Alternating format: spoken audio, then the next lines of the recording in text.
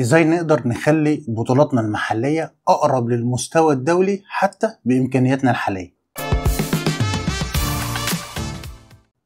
لان الحقيقة ان البطولات المحلية هي الاساس لاي بطل هيطلع من اي دولة، ولو اتنظمت صح اكيد هنشوف بدل البطل ابطال طالعين من مصر. اول نقطة، لازم نعيد تعريف اهداف البطولات المحلية. مش كل بطولة لازم تبقى على شكل بطولة جمهورية.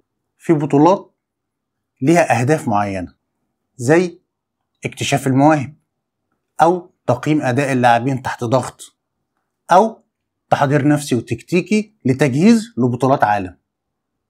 طب والحل؟ نعمل برنامج لبطولات سنوية لازم نحدد فيها الهدف منها والمرحلة السنية المستهدفة، وطبعا لازم كل بطولة تكون مؤكدة ومتوقع النتائج منها. لازم يكون عندنا نظام تصنيف داخلي زي رانكينج سيستم زي الاتحاد الدولي، معامل كل لاعب بيشارك ياخد نقاط، والنقط دي بتتجمع خلال الموسم بالكامل. واهم حاجة طبعا انها لازم تكون محدثة ومعلنة، عشان ما ينفعش لاعب يجي يضرب ماتش واحد ويختفي بقية السنة ويتحسب له الماتش ده، وده هيحافظ على الاستمرارية ويقلل المجاملات ويشجع التنافس الشريف. وده كمان بيساعد المؤسسة انها تختار صح بناء على ارقام فعلية، مش مجرد اسم بيتم اختياره. البطولة ما ينفعش تبقى مجرد شوية طلقات اتضربت، لا، ده لازم تكون تجربة حقيقية لبطولة عالم هو مستعد انه يدخلها، ودي بتديلها الأهمية المطلوبة. وده طبعا هياخدنا لأهم عنصر من وجهة نظري، وهو التحكيم. من وجهة نظري إن التحكيم ده هو الأساس، لأنه هو اللي بيدي أو بيعمل صمام أمان من العدل ما بين كل لاعب والتاني.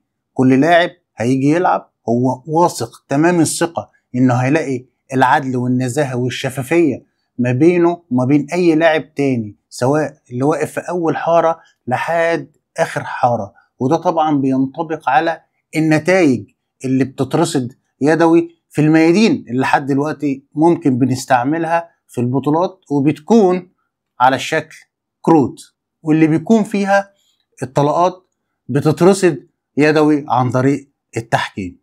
وعشان كده وده رأيي ان دي مسؤولية مش اي حد يستحقها ان يكون في المكان ده. والنقطة التانية، لازم يكون في تصوير محترف، سواء صور او فيديوهات، وصفحة رسمية للبطولة دي بتعلن النتائج وبتكون up to date. فلما الرامي بعد ما يخلص البطولة يلاقي صوره اتنشرت وهو بياخد الميدالية والأداء بتاعه بيتحلل، أكيد هيدي البطولة دي أهمية، لأن أي حد عاوز يبقى مكانه. ووقتها بس هيحس إن البطولة دي مش بطولة محلية عادية، لا، دي بطولة دولية بس مصغرة. مش لازم نسافر بره بعيد عشان نحتك بأبطال العالم.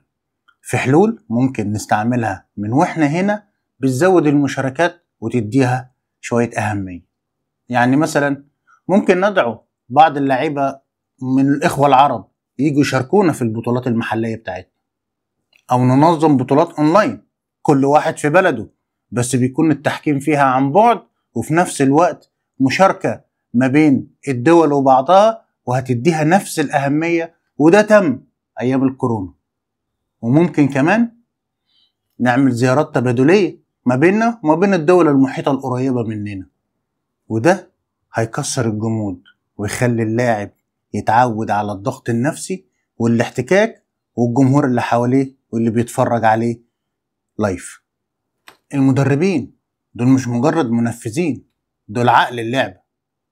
لو شاركناهم في قرارات البطولة زي الاختيارات والفئات ومواعيد البطولة هنكسب دعمهم وأفكارهم كمان. فلازم كل بطولة هتتبني عن طريق المؤسسة والمدرب واللاعب والإعلام.